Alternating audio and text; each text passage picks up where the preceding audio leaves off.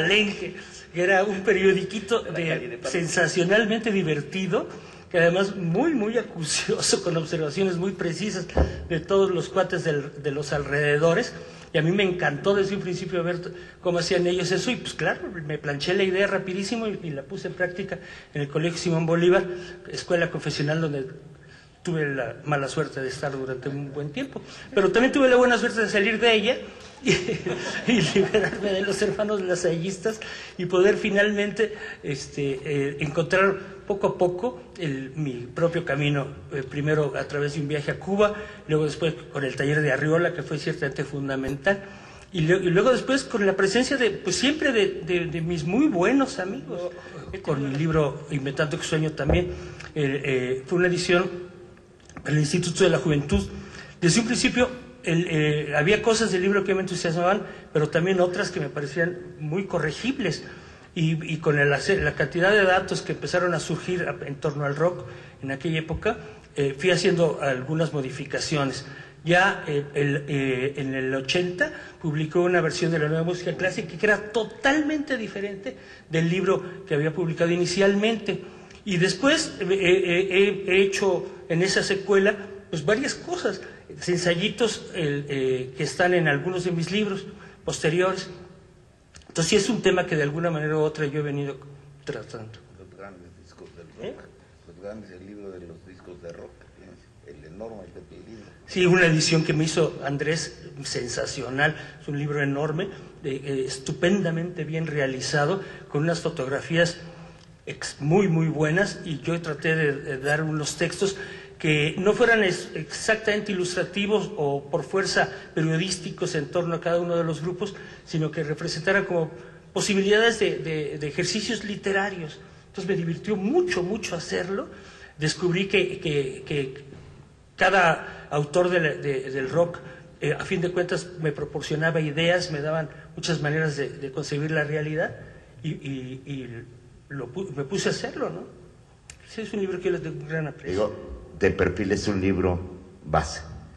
Eso, y de otro prácticamente hermano tuyo, de Gustavo Sáenz, que no se consigue mucho, que es Compadre Lobo. Sobre todo de Gazán, pues me gusta más Compadre Lobo. Yo creo que es un librote, ¿no? Así como de Perfil, que es un libro básico para todos los chavos, ¿sí?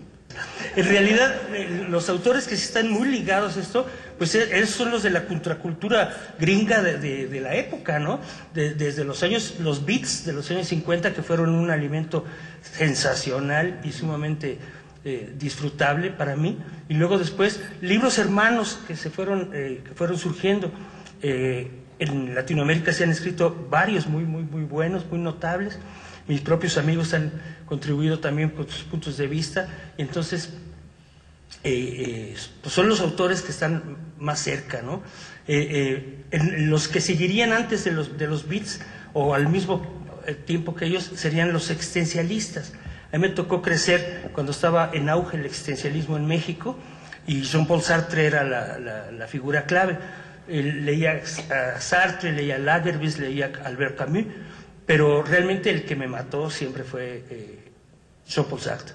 Sus novelas y sus obras de teatro y sus cuentos, sobre todo los del Muro, bueno, me causaron absoluta sensación, y los leía desde muy jovencito. Andaba muy contento en primero de secundaria, segundo de secundaria, leyendo al maestro Sartre. Con él están ligados, bueno, pues toda una rama de literatura que se conecta, ¿no? Que son los poetas malditos, por supuesto, Edgar Allan Poe, que me encanta, la novela gótica, Gustav Meyrink, por ejemplo, el autor del Golem, que es otro autor entrañable para mí, y en fin, toda una serie de lecturas muy, muy, muy reconfortantes y excitantes. ¿Y Salinger lo leían? Salinger lo leí vía Gustavo Sáenz. Cuando trabajaba con Gustavo Sáenz en la revista Claudia, le di a leer las primeras páginas que yo estaba escribiendo en ese momento sobre mi novela de Perfil. Y él me dijo, oye, pero es que tienes una relación tremenda con J.D. Salinger.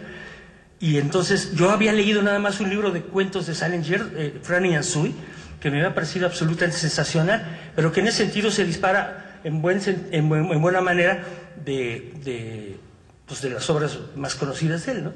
Y me encantó entrarle al Catcher in the Rye, ¿no? al Guardián en el Centeno, y leer, pues hasta ahí, por desgracia, es el hombre que le paró en el momento que estaba más filoso y más sensacional de la historia.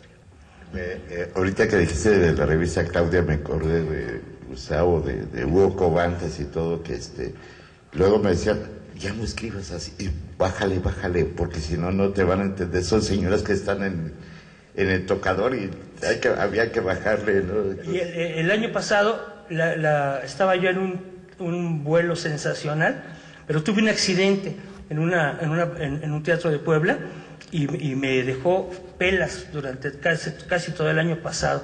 Entonces la novela, que iba muy bien, se tuvo que detener. Se llama La locura de Dios, y es una historia que es un poco como una reelaboración del libro de Job. Alguien que le va muy, muy, muy mal, ¿no? Y de pronto no entiende por qué le está yendo tan mal, revisa así toda su vida y dice, bueno, pues no veo por qué me esté ocurriendo todo eso, porque es una degradación profesional, personal, se le muere su familia, le va de la chingada. Entonces, la verdad es que ese es lo que estoy escribiendo.